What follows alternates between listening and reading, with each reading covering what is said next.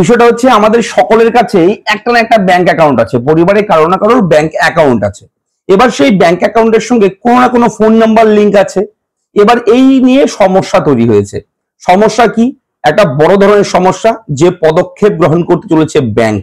হ্যাঁ, ব্যাংক কিন্তু পদক্ষেপ গ্রহণ করতে চলেছে। টেলিকম কমিউনিকেশন যে কোম্পানিগুলো রয়েছে সেই সমস্ত কোম্পানি থেকে ডেটা সংগ্রহ করার কাজ কিন্তু শুরু করে দিয়েছে সমস্ত ব্যাংক। যত রাষ্ট্রায়ত্ত ব্যাংক রয়েছে সমস্ত ব্যাংক কিন্তু একটা বড়সড় পদক্ষেপ গ্রহণ করতে চলেছে।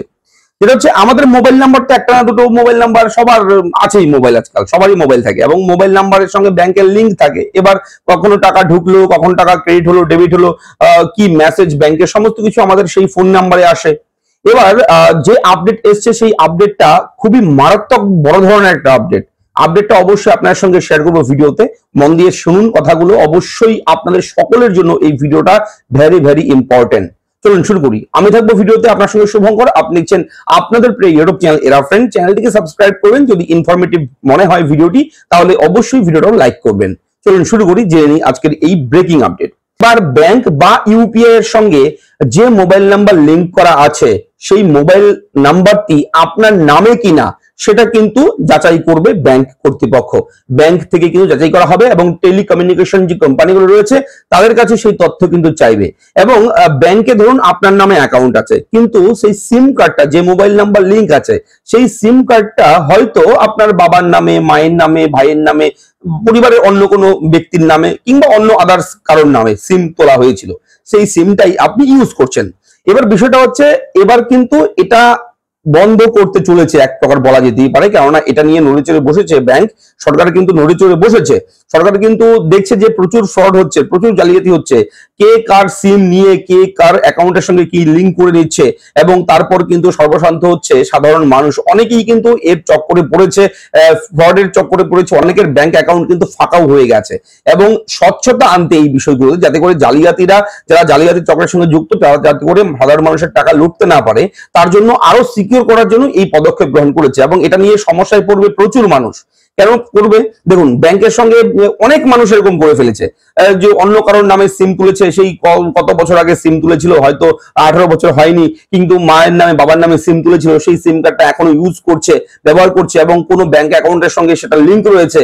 তো এবার কিন্তু এগুলো ধরা হবে, এগুলো কিন্তু বাছাই করা হবে এবং তাদের বিরুদ্ধে কিন্তু কোন রকম স্টেপ কিছু নিতে পারে সরকার। এবং সরকার বলতে ব্যাংক কর্তৃপক্ষ, ব্যাংক থেকেও কোনো মেসেজ আসতে পারে, কোন রকম তথ্য আসতে পারে, অর্ডার আসতে পারে নতুন, যে আপনার মোবাইল নাম্বারটা চেঞ্জ করতে। তো সেই মোবাইল নাম্বার আবার ব্যাংকে গিয়ে চেঞ্জ করা কিংবা অনলাইনে যদি পসিবল হয়ে থাকে তাহলে পরবর্তী সময় সেটা জানা যাবে, বোঝা যাবে। তবে এখন যে খবর সেটা হচ্ছে সময়ের সঙ্গে সঙ্গে জালিয়াতি চক্র কিন্তু বাড়ছে, জালিয়াতি বাড়ছে, বিভিন্ন ফ্রড হচ্ছে এবং এগুলো রুখতে কিন্তু এই পদক্ষেপ ব্যাংকের। এবং আরো একটা বিষয় জানা গিয়েছে, ব্যাংক এবং ফাইন্যান্স সংস্থার এই সিদ্ধান্তে অনেকেই কিন্তু খুশি নয়। তাদের গোপনীয়তা বিঘ্নিত হবে বলে আশঙ্কা প্রকাশ করছে অনেকেই। তাদের দাবি এই সিদ্ধান্ত একেবারেই ঠিক নয়। তবে হ্যাঁ, এই নজরদারি হলে নিঃসন্দেহে সমস্যায় পড়বে কিছু মানুষ। কারণ অনেকেই ব্যাংক বা ইউপিআই অ্যাপ ব্যবহার করা ফোন নাম্বারগুলো অভিভাবক বা ভাই বোনের নামে নেওয়া। তাদের ক্ষেত্রে ব্যাংক বা টেলিকম সংস্থাগুলো কি সিদ্ধান্ত নেবে তা এখনো কিন্তু স্পষ্ট নয়। তো বুঝতেই পারছেন, ইতিমধ্যেই কিন্তু একটা আপডেট এসছে। আপডেটটা আপনার সঙ্গে শেয়ার করলাম। যাদের ব্যাংক অ্যাকাউন্ট আছে এবং সেই ব্যাংক অ্যাকাউন্টের সঙ্গে যদি অভিভাবক, পরিবারের যে গার্জিয়ান রয়েছে তাদের নামে কোনো সিম তুলে সেই সিম কার্ডটা যদি লিংক থাকে, তাহলে আগামীতে কিন্তু আপনাদের সেই সিম নাম্বারটা, সেই মোবাইল নাম্বারটা চেঞ্জ করে আপনার নামে সিম নিয়ে নতুন সিম তুলতে হবে, আপনার নামে সিম বানাতে হবে, তারপর আপনার ব্যাংক অ্যাকাউন্টের সঙ্গে লিংক করাতে হবে।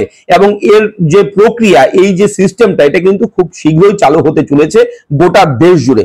তো আপডেটটা কেমন লাগলো অবশ্যই জানাবেন এবং আপনাদের কাদের কাদের সিম আপনাদের নিজেদের নামে রয়েছে অবশ্যই আপনারা কমেন্ট করে জানাতে পারেন। যদি মনে হয় জানাবেন, জানাতে পারেন, অবশ্যই কমেন্ট করবেন। যদি কারো কোনো সমস্যা থাকে, যে কেউ যদি চায়, যে আপনি যদি চাচ্ছেন যে আপনার নামে সিম নেবেন কিংবা ব্যাংক অ্যাকাউন্টের সঙ্গে কিভাবে আপনার নামে সিমটাকে লিংক করাবেন অনলাইনের মাধ্যমে ঘরে বসে, তাহলে অবশ্যই আমাদের ভিডিওর নিচে কমেন্ট বক্সে কমেন্ট করে জানাবেন। তো এরকম ছোট বড় বিভিন্ন টেক রিলেটেড বিভিন্ন আপডেট কিন্তু আপনার সঙ্গে আমরা নিয়মিত বিভিন্ন সময় প্রোভাইড করে থাকি।